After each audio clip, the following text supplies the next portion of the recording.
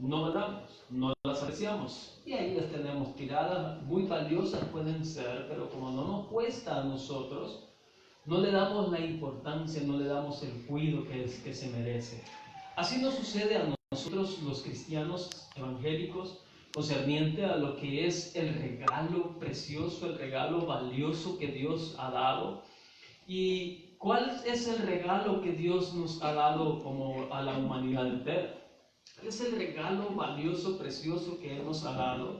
Es necesario que nosotros analicemos, razonemos, meditemos en ese regalo precioso que Dios nos ha dado para que comencemos nosotros a apreciarlo, a cuidarlo. Por eso en la carta a los Hebreos se menciona unas advertencias, unas 5 advertencias que se menciona en la carta a los Hebreos.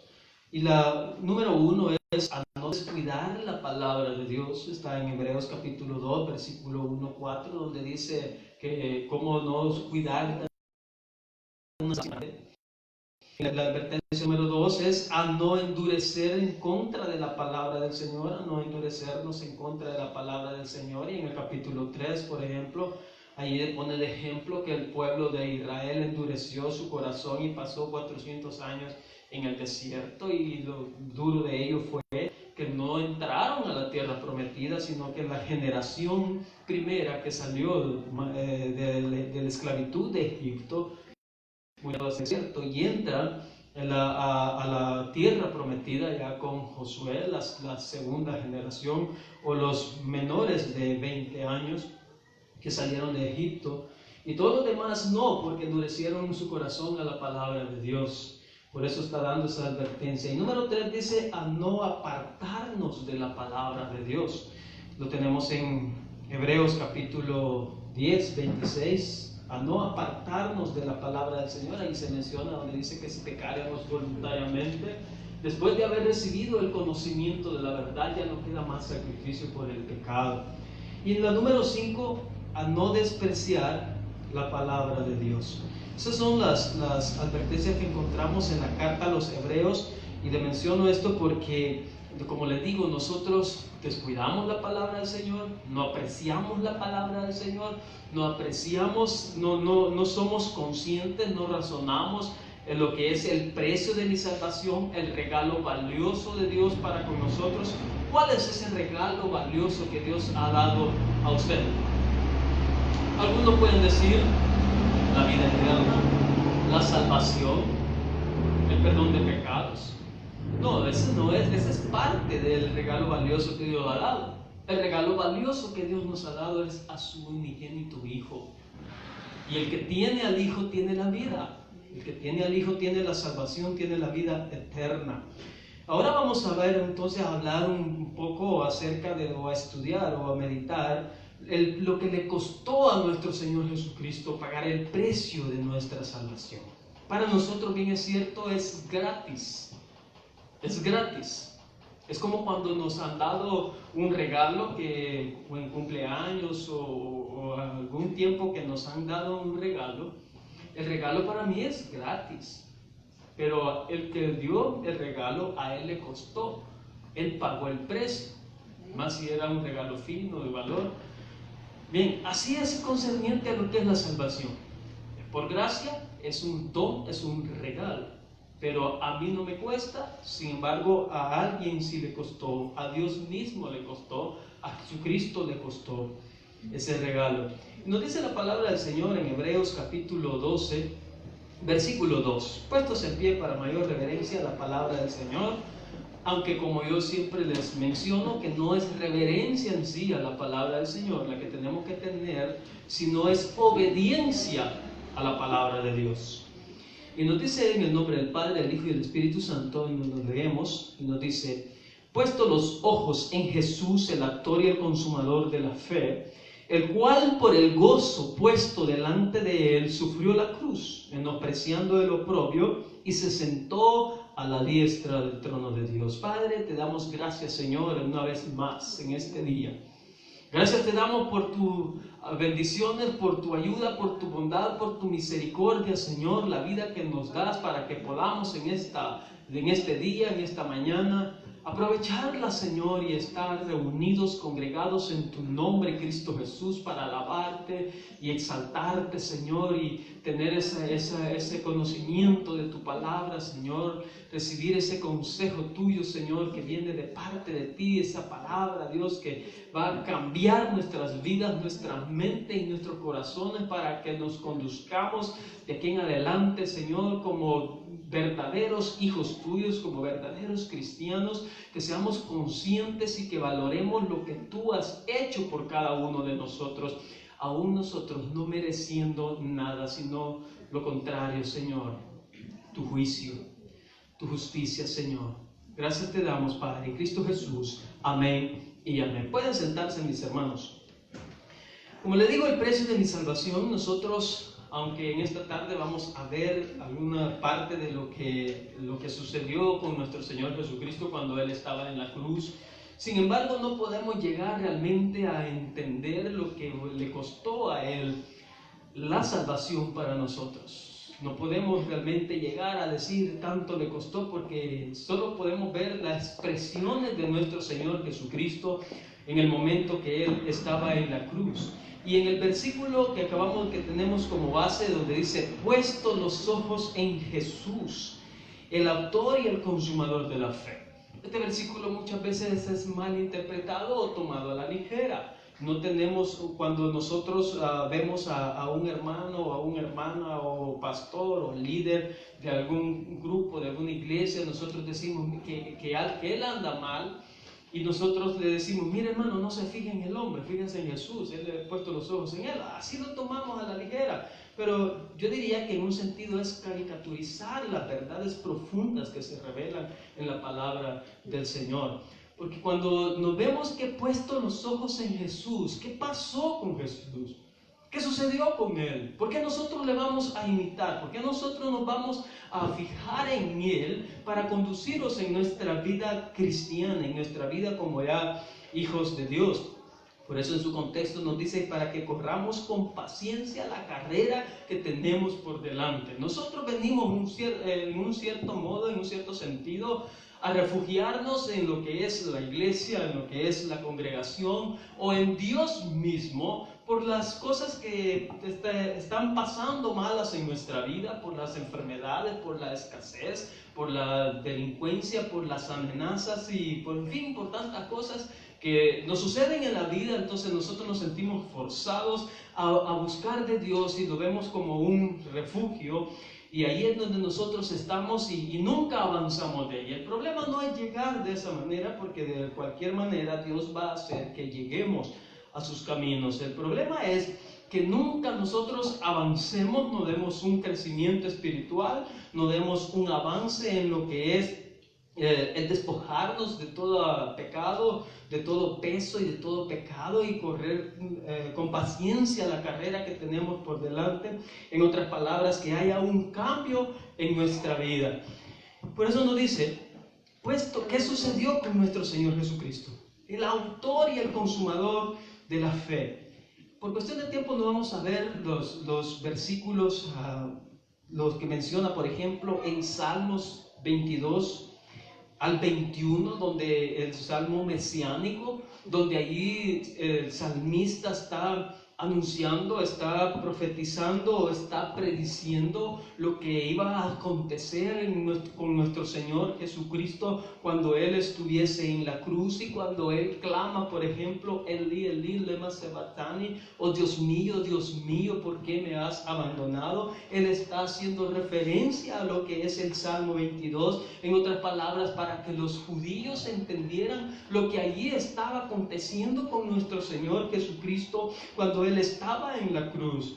Y cuando dice de que Él está en agonías, Él está como, veámoslo mejor, un momento, démosle un vistazo brevemente, porque quiero ir más allá. Veamos el Salmo 22, dice, Dios mío, ¿por qué me has desamparado? ¿Por qué estás tan lejos de mi salvación y de las palabras de mi clamor? Él clamaba, pero como si no tuviese respuesta. Dios mío, clamo de día y no respondes, y de noche y no hay para mi reposo. Vea cómo ¿Puede usted meditar, imaginarse con este salmo cómo se sentía nuestro Señor Jesucristo?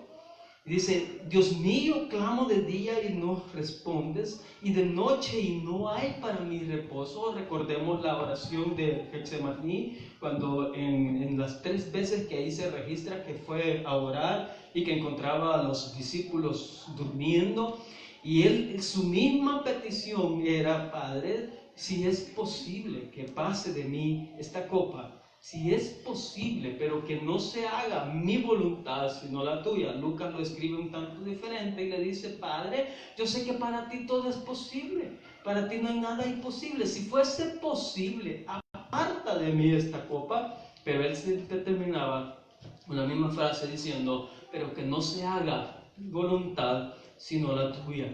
Entonces él clamaba. Desde ahí vemos el clamor, porque él sabía que ya le había llegado la hora de su crucifixión. Como él dice: todo va ya conforme a lo que estaba escrito. Pero hay de aquel, ya refiriéndose a Judas, que le iba a entregar. Pero no vamos a hablar de él. Entonces dice: de noche y no hay reposo. Pero tú eres santo. Vea el contraste que hace. Pero tú eres santo. Tú que habitas entre las alabanzas de Israel. En ti esperaron nuestros padres. Esperaron y tú los libraste. Clamaron a ti y fueron librados. Confiaron en ti y no fueron avergonzados. Estaba hablando de que Jesucristo estaba confiando en su Padre. Recordémonos que este es el dilema o la controversia que hay entre muchas denominaciones o religiones, y aún hasta en ateos y en escépticos, que si Jesús, que era quien estaba en la cruz, si era el Dios o era Jesús humano, o era la parte divina. Entonces, notemos y sabemos nosotros por medio de la palabra del Señor, que nos dice en Filipenses que Él se despojó. Y Él se despojó. ¿De qué se despoja Él? O sea, que ya no era Dios entonces en la tierra.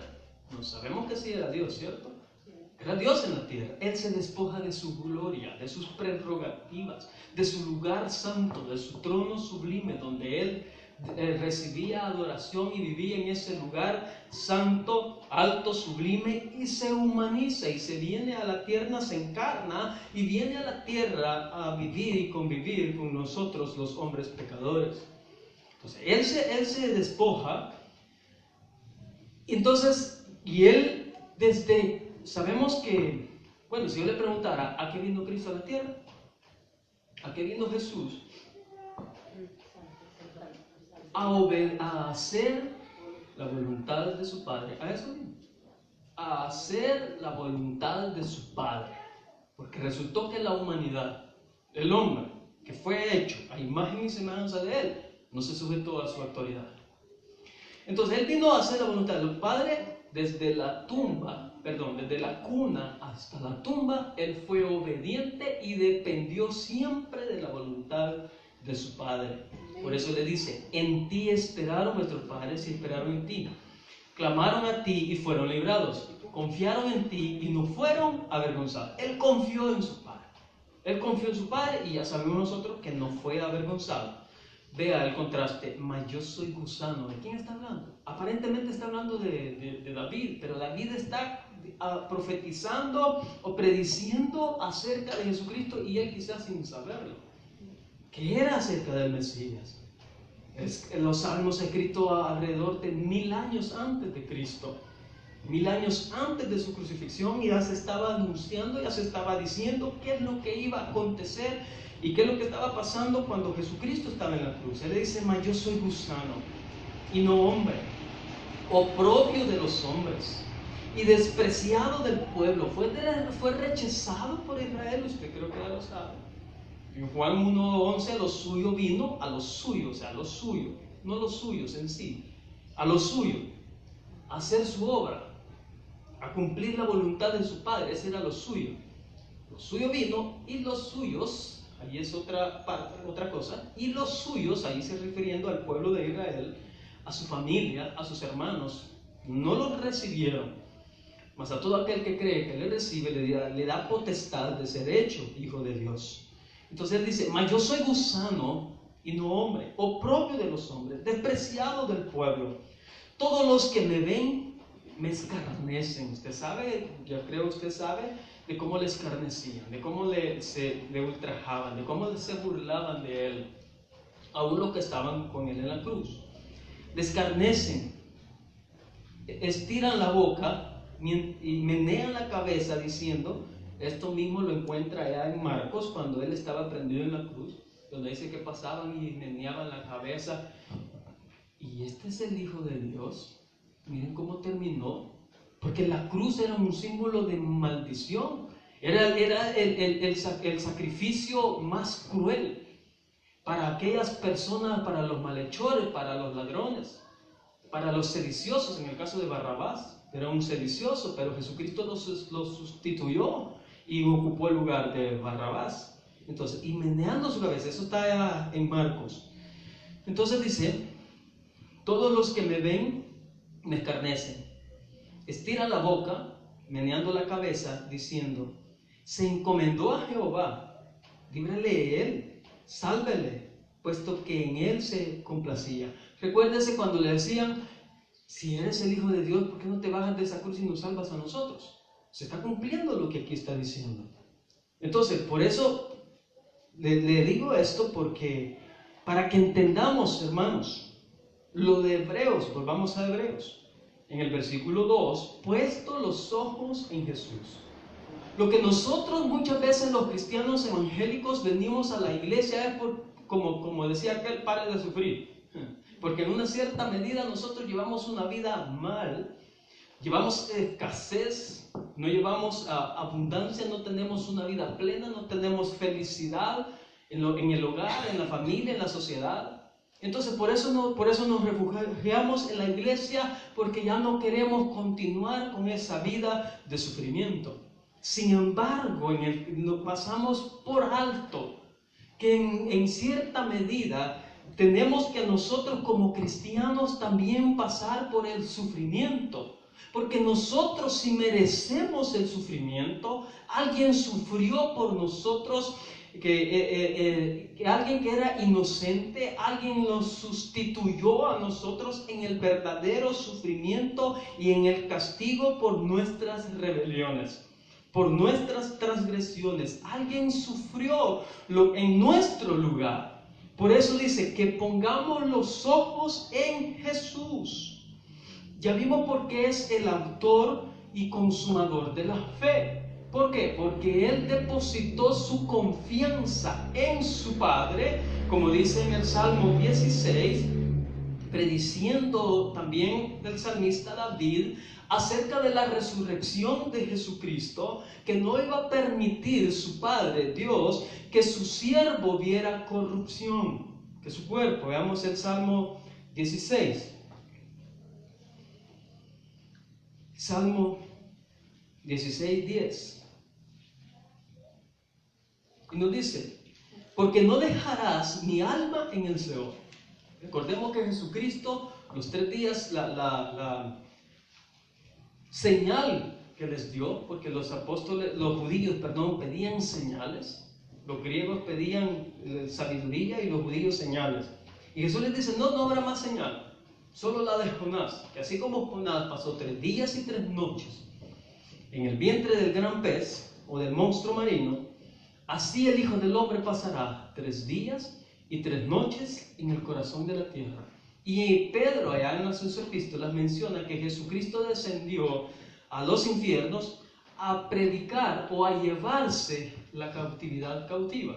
Y a predicar, pero no en sí a predicar, sino a dar testimonio de que lo que se anunciaba de Él en el Antiguo Testamento, donde está registrado en Génesis, por ejemplo, la caída del hombre en el capítulo 3, en el versículo 15, donde se habla ya de la caída del hombre y las consecuencias y las maldiciones que esto iba a traer, la desobediencia. Allí mismo se da la primera anunciación acerca del Redentor. Génesis 3:15, donde Dios le habla a la serpiente y le dice, y pondré enemistad entre tú y la mujer. Hay una enemistad entre ti y la mujer. y pondré enemistad en tu simiente y la simiente suya, refiriéndose en un sentido metafórico a la mujer, a Israel, que de Israel iba a venir nuestro Señor Jesucristo, y como ya sabemos, viene de la tribu de Judá. Entonces, pondré enemistad entre tu simiente y la simiente de la mujer. Y ahí le dice, ella te herirá, tú le herirás en el calcañar y ella en la cabeza, refiriéndose ya a nuestro Señor Jesucristo. Entonces todo ahí venía ya anunciado acerca de nuestro Señor Jesucristo, y que Él desciende, dice, a dar testimonio de lo que se anunciaba desde allí donde le pongo ese ejemplo, se cumplió. Y Él venía a llevarse, a redimir a los del Antiguo Testamento que habían confiado y habían creído en la palabra del Señor. ¿Cuál sería el método de la salvación del Antiguo Testamento? ¿Cuál es el método de salvación en el Nuevo Testamento y en la actualidad? Siempre es la fe en Cristo. En el Cristo ya encarnado, en el Cristo crucificado, en el Cristo resucitado. Y en el Antiguo Testamento no había venido, pero era siempre la fe y en la palabra del Padre que había prometido enviar al Mesías. Entonces, por eso le dice, porque no dejarás mi alma en el Seol, ni permitirás que tu santo vea corrupción. Se estaba refiriendo a la sepultura de Cristo. Que tu santo vea corrupción. Me mostrarás la senda de la vida. En tu presencia hay plenitud de gozo, delicias a tu diestra para siempre. Se estaba refiriendo ya a la resurrección de Cristo. Entonces ahí estamos viendo, por eso es que nos dice en Hebreos, puesto los ojos en Jesús, que Él confió en su Padre. Nosotros cuando tenemos una vida preocupada, en ansiedades, en afanes, es porque no estamos confiando en Dios. Eso es lo que nos falta. Lo que nos falta es confiar en Dios. Creemos a Dios, pero no le creemos a Él. Creemos en Dios, pero no le creemos a Él. No creemos en su fidelidad. Lo cantamos, lo profesamos, lo decimos, pero ya en nuestro andar, en nuestra vida cotidiana, damos a entender todo lo contrario, que no confiamos en Él, por eso andamos ansiosos. Y en ese sentido, la palabra nos está llamando que confiemos en Dios, así como nuestro Señor Jesucristo, que confió en su Padre. Por eso es el consumador de la fe. Aquí va ya, esa es parte de la introducción del mensaje. Hoy vamos en el mensaje. El cual por el gozo puesto delante de Él, sufrió la cruz. El cual por el gozo. ¿Cuál es el gozo puesto delante de Él? ¿Cuál es el gozo que está puesto delante de nosotros? El cual nosotros tenemos que también sufrir. Miren, nosotros en nuestro medio, acá en El Salvador, no sufrimos por causa del Evangelio. Hay muchos cristianos que dicen que estamos sufriendo por la causa de Cristo. Mentiras, hermano. Está sufriendo por su condición de pecado. Por eso más arriba lo está diciendo Pablo. Bueno, a Pablo se le atribuye la carta, no se sabe realmente quién es. La de los Hebreos, donde nos dicen el 12:1. Por tanto, nosotros también teniendo en derredor nuestro tan grande nube de testigos. La nube de testigos se refiere a lo que menciona en el capítulo 11, que menciona que por la fe, ahí menciona mucho. Esa es la nube de testigos. Teniendo nosotros en derredor nuestro una gran nube de testigos, ¿qué debemos de hacer? Usted y yo, despojémonos de todo peso y del pecado que nos asedia. Despojémonos de todo peso y del pecado que nos asedia. Es por eso cuando no nos despojamos del peso y del pecado que nos asedia, o del peso que nos asedia, es cuando sentimos nosotros que en el Evangelio estamos sufriendo y que estamos luchando, y que muchas veces llegamos a decir, es que ya no soporto, es que aquí ando emprevado, decimos muchos, emprevados. Entonces, eso no es que estemos poniendo la mirada en Cristo. Él dice que puesto los ojos delante de Él, sufrió la cruz. Por el gozo puesto delante de Él, sufrió la cruz. ¿Cuál es el gozo puesto delante de nosotros? Que el gozo puesto delante de nosotros es que algún día todo esto va a terminar.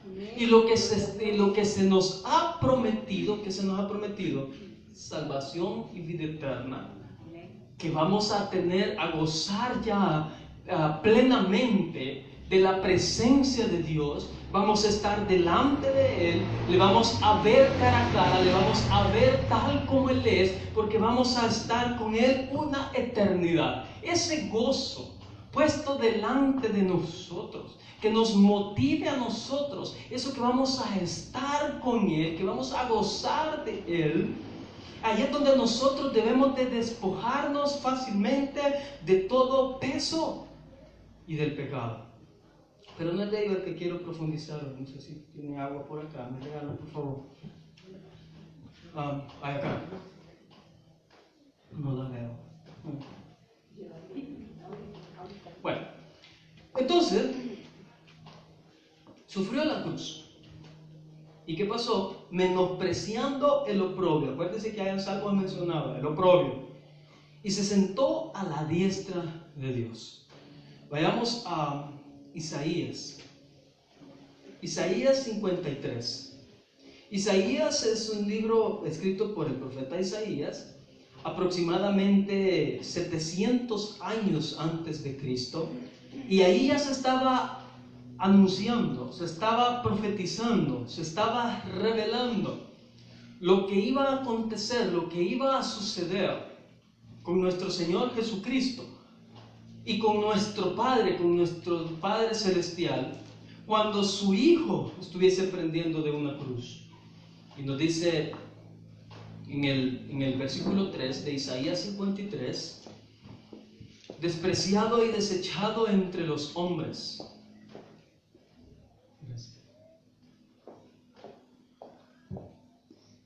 ¿Sí? ¿Lo encontró? Sí. Despreciado y desechado entre los hombres, varón de dolores, experimentado en quebranto, y como que escondimos de él el rostro, fue menospreciado y no lo estimamos. Mire, está dando ya por sentado una profecía que tuvo su cumplimiento a los 700 años aproximadamente después, que lo menospreciaron, que lo tuvieron por menospreciado y no lo estimaron. Pero a estas alturas, hermano, del siglo XXI, como dicen muchos por ahí, que en el siglo XXI tanta tecnología y viviendo muchas veces como si estuviésemos todavía en el pasado, en estas alturas ya, donde se ha predicado el Evangelio, donde ya se ha enseñado muchas verdades, mucha doctrina bíblica acerca de la salvación, acerca de nuestro Señor Jesucristo, acerca del pecado y las consecuencias del pecado, acerca de lo que es el sumo sacerdote, como lo menciona en Hebreos, que ahora es nuestro Señor Jesucristo, el gran sumo sacerdote, que traspasó los cielos, que entró, que entró con su sangre, que no entró como lo que hacían acá en el tabernáculo, o este era como un tabernáculo, una tienda de campaña, pero en el tabernáculo ya de Salomón, ya es un tanto diferente. Entonces, pero dice que entra al lugar santísimo, es donde está en esa parte, y esa parte está separada en dos, el lugar santo y el lugar santísimo. Esta es parte de los atrios, donde estaba el altar del holocausto. El holocausto era donde se sacrificaban los animales, y a un lado también estaba lo que es el abraco de bronce, donde los sacerdotes se lavaban sus manos. Allá adelante está. Entonces, dice de que Él vino a cumplir toda esa función de lo que los sacerdotes en el Antiguo Testamento lo hacían. Los sacerdotes entraban, después de sacrificar el animal, recibían la sangre y entraban al lugar santo, y ahí rociaban la sangre donde estaba el altar del incienso. El altar donde rociaban la sangre, el candelabro y la mesa de los panes de la proposición. Y más adelante estaba lo que es el lugar santísimo. En ese lugar santísimo solo podía entrar el sumo sacerdote, y lo hacía una vez al año. Entonces nuestro Señor Jesucristo en Hebreos, me encanta Hebreos es mi carta favorita, entonces donde dice que nuestro Señor Jesucristo entró al verdadero tabernáculo, no a la réplica, no al lugar del terrenal hecho de manos de hombres, sino que dice que entró al tabernáculo que está en el cielo, en la mera presencia de Dios. Y dice que no entró con sangre de machos cabríos o de toros o de becerros, no entró con esa sangre, sino que entra con su propia sangre. Por eso Él aún está cumpliendo la función de sumo sacerdote. Por eso le digo que es lamentable que en estas alturas nosotros todavía le sigamos despreciando. Nosotros todavía tengamos en poco lo que la salvación significa para nosotros o lo que a nuestro Señor Jesucristo le costó. Se predica el Evangelio, la gente hasta se aburre, le cae mal el Evangelio, en vez de apreciar, en vez de ya no ser menospreciado, en vez de ver los cambios que puede Dios hacer en las personas por medio de la predicación de la palabra del Señor. Esto dice que le despreciaron, le menospreciaron. Donde dice despreciado y desechado entre los hombres. Ya es lamentable que a estas alturas sigamos despreciando. No tengamos ese valor, no tengamos esa apreciación, no aquilatemos lo que nuestro Señor Jesucristo hizo por nosotros. Despreciado y desechado entre los hombres, varón de dolores, experimentado en quebranto, y como que escondimos de él el rostro. Fue menospreciado y no lo estimamos. Ciertamente Él llevó nuestras enfermedades y sufrió nuestros dolores. Vea, lo que a nosotros nos tocaba. Algunos estudiosos dicen que cuando Él llevó nuestras enfermedades se refería cuando lo escupieron. Y porque no solo era escupirle, sino que el esputo, el desgarrar, como nosotros decimos, y ahí iban las infecciones. Y ahí va todo tipo de infección. Entonces Él las soportó en su cuerpo. Él fue escupido. Él llevó todas nuestras enfermedades, sufrió nuestros dolores. Vea lo que hizo Él en sustitución nuestra. Sufrió nuestros dolores. Y nosotros le tuvimos, los judíos más que todo, por azotado, por herido y abatido de Dios. O sea, no entendían. Realmente no entendían los judíos. Pablo lo explica a los Corintios en el capítulo 1, donde dice que si un misterio que estaba oculto, que estaba escondido, pero que a nosotros para gloria nuestra, dice, se ha revelado ese misterio, cosa que los reyes y los príncipes no entendieron, porque si lo hubieran entendido no hubieran crucificado al Rey de Gloria. ¿Lo ha leído? Entonces, no entendían. Y aquella expresión que usted bien la conoce, donde Jesús les dice, Padre, perdónalos, porque no saben lo que hacen. ¿Cree usted que no sabían lo que estaban haciendo? Sí sabían que estaban dándole muerte a un hombre inocente, que se habían empecinado los judíos y los fariseos, los cristales, a crucificar a Jesús. No sabían que lo que estaban haciendo ellos era contribuyendo a que se diera cumplimiento el plan de la redención de Dios puesto o preparado desde antes de la fundación del mundo.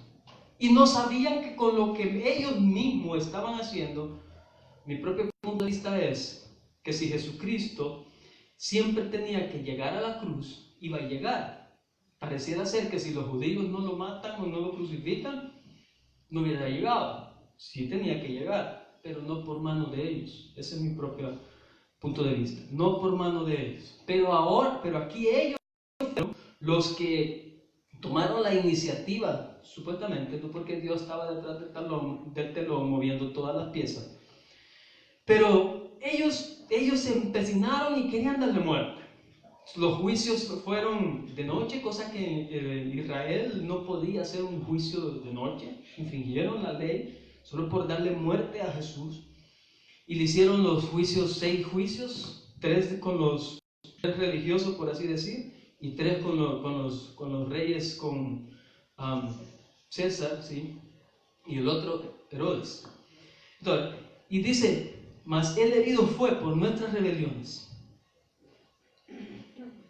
y le tuvimos por azotado, por herido de Dios y abatido. Mas Él herido fue por nuestras rebeliones, molido por nuestros pecados.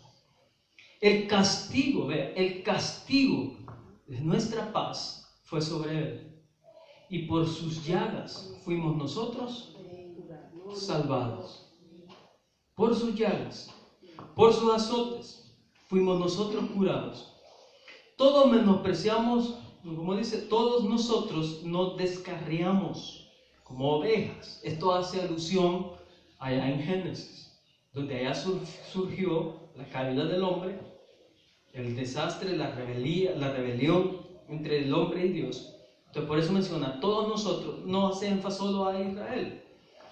Todos nosotros nos descarriamos como ovejas, cada cual se apartó por su camino. Mas Jehová, vea, mas Jehová cargó en Él el pecado de todos nosotros. Leyendo esto, se me vino una pregunta a la mente, el cual se la hago a usted. Y yo creo que usted ya ha escuchado algunas posiciones, algunas explicaciones, algunas predicaciones.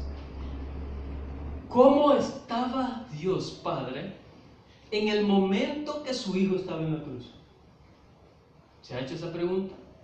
¿Ha escuchado usted? ¿Cómo estaba Dios Padre en el momento que su Hijo estaba en la cruz? Y dan su explicación, y ¿sabe cuál es el problema? Que lo damos en el sentido humano, humanizamos a Dios y decimos, estaba triste, no quería ver a su Hijo sufrir, oscureció los cielos para no verle. No, hombre, si Él es omnisciente, Él es omnisciente. Entonces, ¿cómo estaba verdaderamente Dios Padre en el momento que su Hijo estaba en la cruz? ¿Sabe en qué posición estaba Él? Al contrario de todo lo que muchos dicen, que estaba triste, que no quería verle. No, al contrario de eso, ¿saben en qué posición estaba Él? ¿Y sabe qué estaba haciendo ahí? Algo crucial, algo trascendental que ahí se estaba dando. Él estaba en posición de juez. Él estaba, dice, cargando. Todos nosotros nos descarriamos como oveja, cada cual se apartó por su camino. Mas Jehová, o sea, ¿quién estaba cargando? ¿Quién le estaba castigando? ¿Quién estaba, quién lo crucificó? Los romanos, sí, pero ¿por qué? Ya sabemos nosotros, en sustitución nuestra.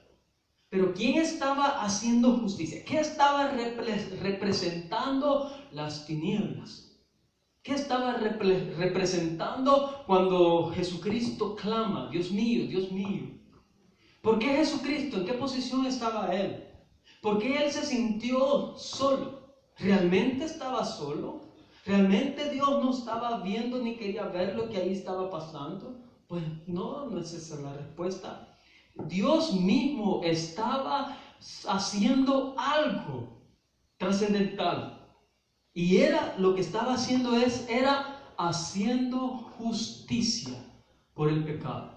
Entonces, por eso dijimos, ¿en qué posición estaba Dios cuando su Hijo estaba pendiendo de esa cruz? En posición de juez. Estaba juzgando sus pecados, cargando los pecados suyos, los míos, en su Hijo, para que ahora nosotros ya no tengamos condenación eterna, sino que salvación y perdón de pecados por la muerte de nuestro Señor Jesucristo en la cruz de Calvario.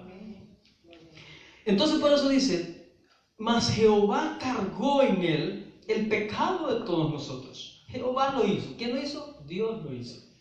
Cargó en Él. Angustiado Él, ahí está la parte de Jesús, y Él afligido. No abrió su boca. Como cordero fue llevado al matadero, y como oveja delante de los trasquiladores, enmudeció y no abrió su boca. Por cárcel y por juicio, ahí está hablando de los juicios. Y se dispuso, está hablando en el 9 de su sepultura.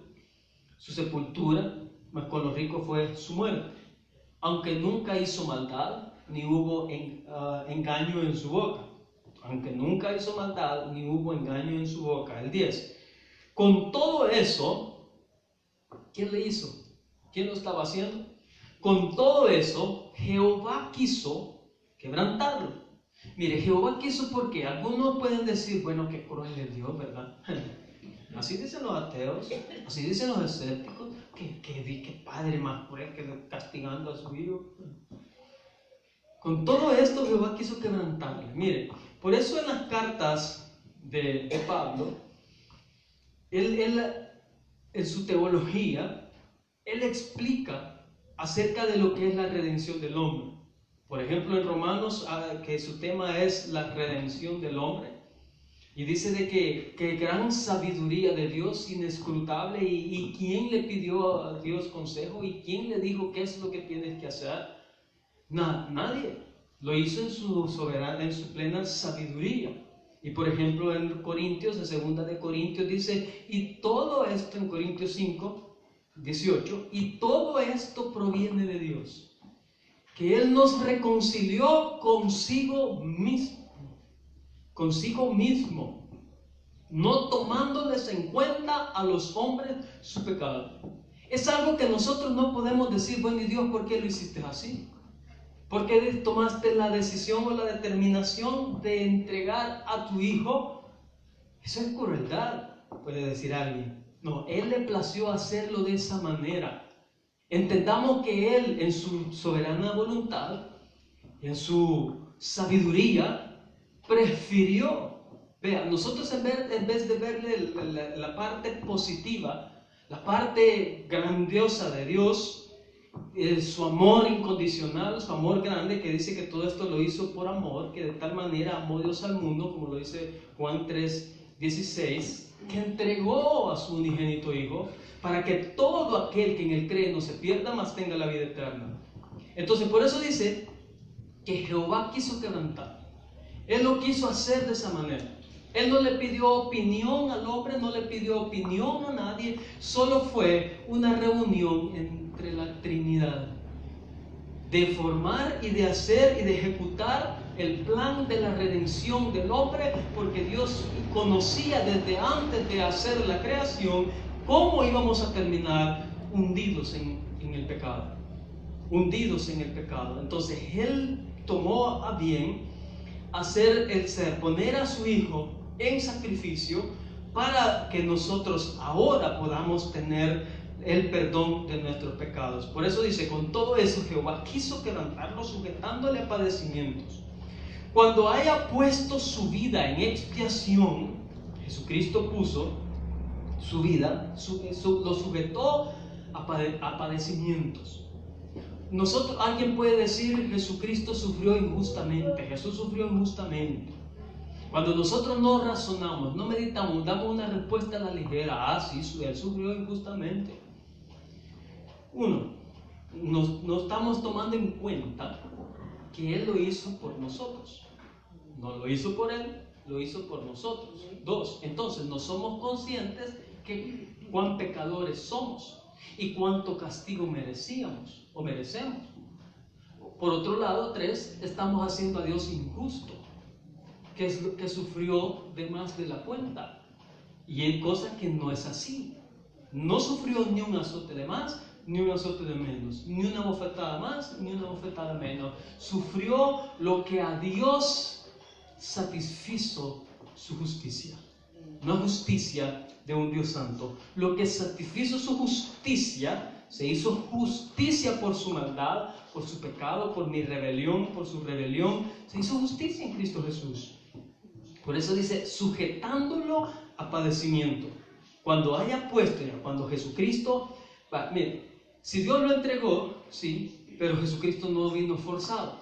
Jesucristo vino y lo hizo voluntariamente. Es por ello que también la adoración de usted y mía para con Dios no debe ser forzada. Debe de ser voluntariamente. Debe de ser con razonamiento, como dice el Romano. Que su culto sea razonal culto. ¿Cuál es? Que su vida, dice, puesta en sacrificio, en olor fragante, con razonamiento. Es decir, no habla de ración, sino de razonamiento. Que le demos la alabanza y la exaltación porque hemos conocido, porque hemos entendido, porque valoramos y porque apreciamos lo que Él ha hecho por nosotros, no lo porque quiero que haga, no porque quiero que me dé una casa, no porque quiero que me dé un carro, no porque quiero que me dé un buen trabajo, no porque quiero que me dé hijos, no porque quiero que me ayude en mi familia, no porque quiero que me ayude en la sociedad, no, por lo que Él ya hizo por mí. Aún yo siendo un rebelde, un pecador, por lo que Él ya hizo por mí. Entonces, ahí es donde le vamos a dar un culto racional, con entendimiento, con razonamiento. Y lo vamos a dar espontáneamente, lo vamos a dar de corazón. No forzado, no obligado, porque Jesucristo, si bien es cierto, como le dije, esa reunión, esa opinión no fue de hombre, sino fue entre la Trinidad. Entre la Santa Trinidad, Dios Padre, Dios Hijo y Dios Espíritu Santo. Entonces el Padre dispone que para redimir a la humanidad perdida, caída, que sea el sacrificio de su Hijo. Entonces su Hijo viene voluntariamente: Padre, si eso es lo que a ti te place, yo voy y pongo mi vida por ellos. Por eso dice: cuando haya puesto su vida en expiación, la palabra expiación es importante, por el pecado. Expiación, eso viene hasta del mundo pagano, donde se le ofrecían sacrificios, no solo acá, sino que Dios pide que se haga un sacrificio, un prototipo del sacrificio de Cristo, pero no viene solo de la tradición judía, sino que viene del paganismo, donde se ofrecían sacrificios a sus deidades, a los dioses, para que aplacaran su ira y para que les favoreciera. Entonces hacían expiación por el pecado de la humanidad. Eso es lo que Jesucristo hizo, hacer expiación por el pecado cuando ya haya puesto su vida. Él puso su vida, dijimos, voluntariamente en sacrificio, en expiación por los pecados. Y dice: verá el linaje, vivirá por largos días, y la voluntad de Jehová será en su mano prosperada. Verá el fruto de su aflicción. ¿Quién estaba viendo el fruto de su aflicción? ¿Quién estaba viendo el fruto de su aflicción? Aquí es donde entra la otra pregunta. Cabe la otra pregunta.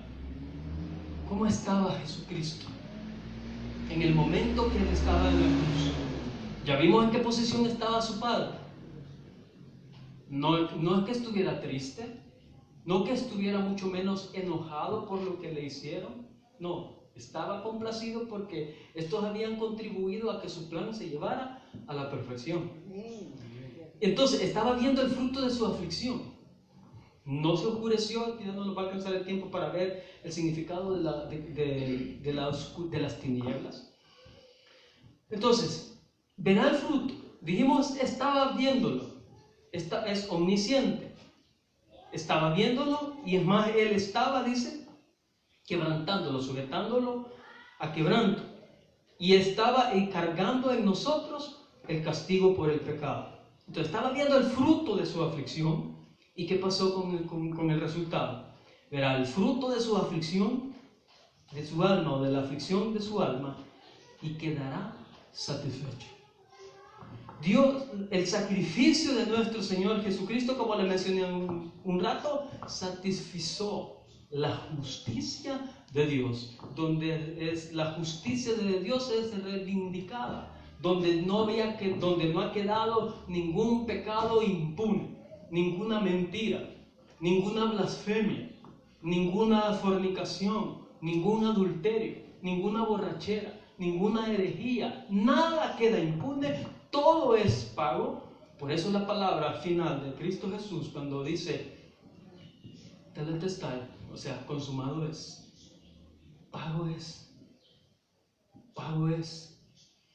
Pero voy a mostrar otra palabra, donde Él clama: Dios mío, Si dice que su Padre entonces le estaba haciendo eso, satisfaciendo su justicia, reivindicando su justicia en Jesucristo, ¿por qué es que Él se sintió solo?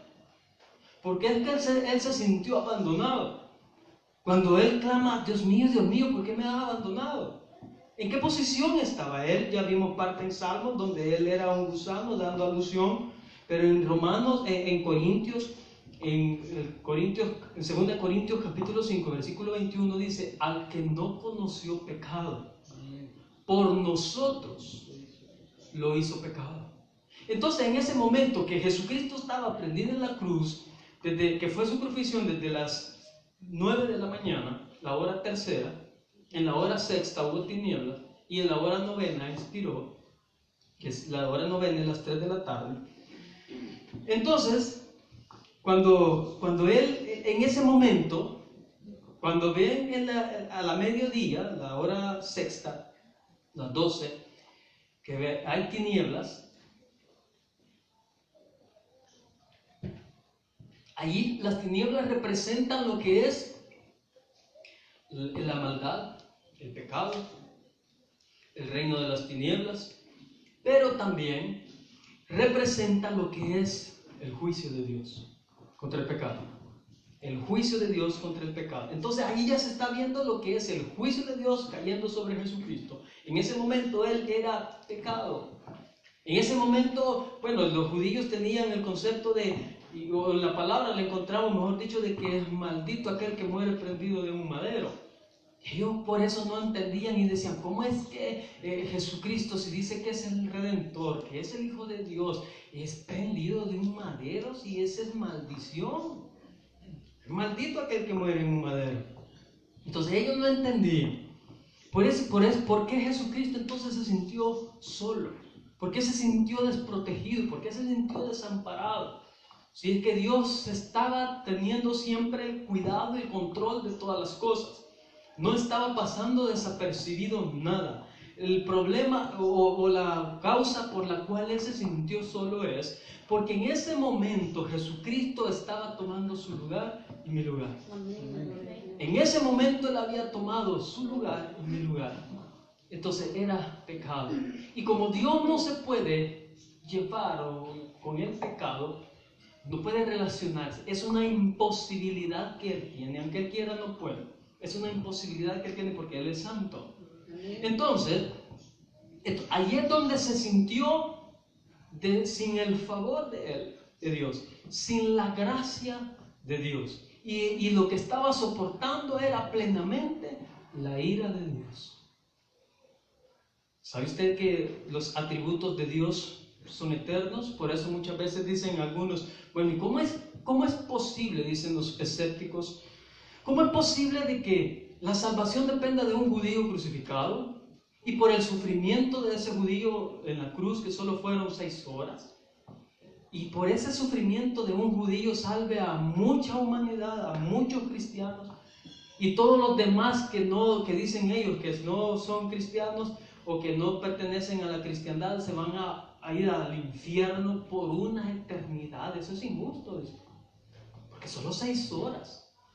6 horas de sufrimiento, de agonía de nuestro Señor Jesucristo, otorgarnos, placerle a Dios Padre, darnos a aquellos que creemos en Jesús y lo recibimos como nuestro Señor y Salvador personal, tenemos vida eterna. ¿Cómo es posible, dicen entonces, que pasen una eternidad en el infierno o en condenación? Recordemos que los atributos de Dios son eternos. Él es eterno, su amor es eterno, su gracia es eterna, su bondad es eterna, su misericordia es eterna, pero también su ira es eterna. Su ira es eterna. Entonces en ese momento Jesucristo estaba soportando la ira de Dios. Por eso en esa agonía clama, Dios mío, porque Él estaba soportando la ira de Dios. Entonces estamos viendo el precio de nuestra salvación, la posición en que estaba el Padre. Estaba en condición de juez, haciendo justicia por el pecado, y el sacrificio de su Hijo en la cruz sacrificó su justicia, reivindicó su justicia, y Jesucristo en ese momento estaba tomando nuestro lugar, tomando nuestra posición de pecador, donde estaba soportando la ira de Dios. Pero por eso dice, verá el fruto de su aflicción y de la aflicción de su alma, y quedará satisfecho. Por su conocimiento justificará a mi siervo justo a muchos, y llevará las iniquidades de ellos. Por tanto, yo le daré parte con los grandes y con los fuertes. ¿De a quién lo hace? Dios Padre. Le da parte, dice, por tanto yo le daré parte con los grandes y con los fuertes.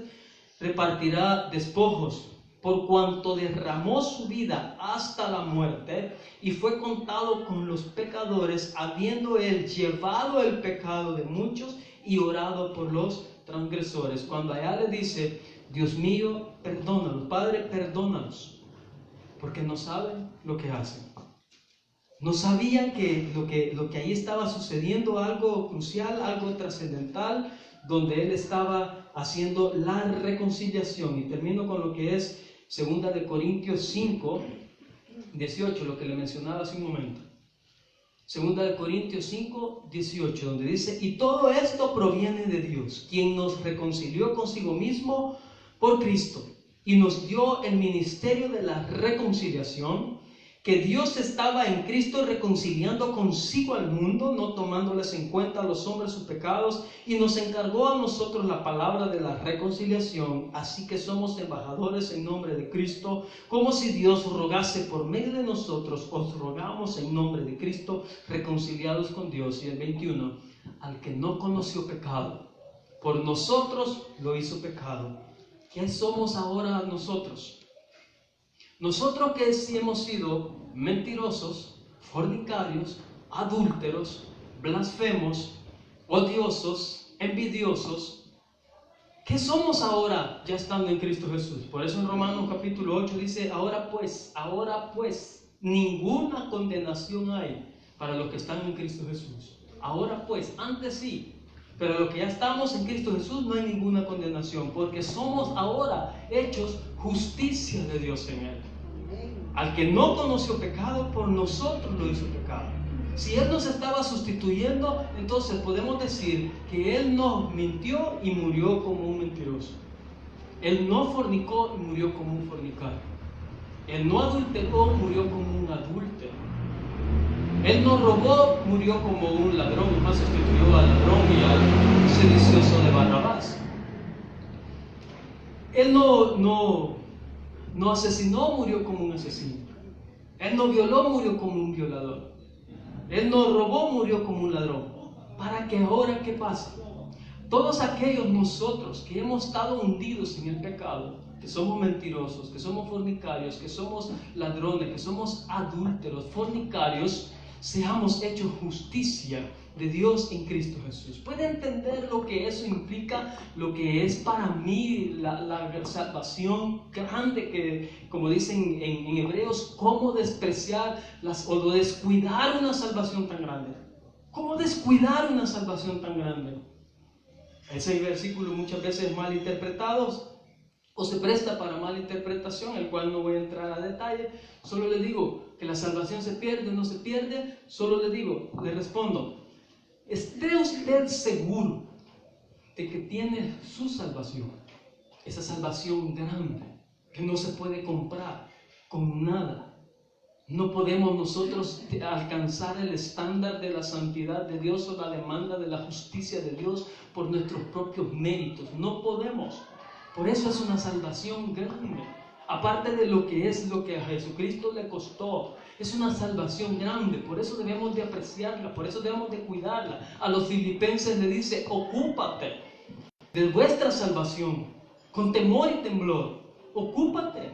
No te ocupes de los bienes materiales.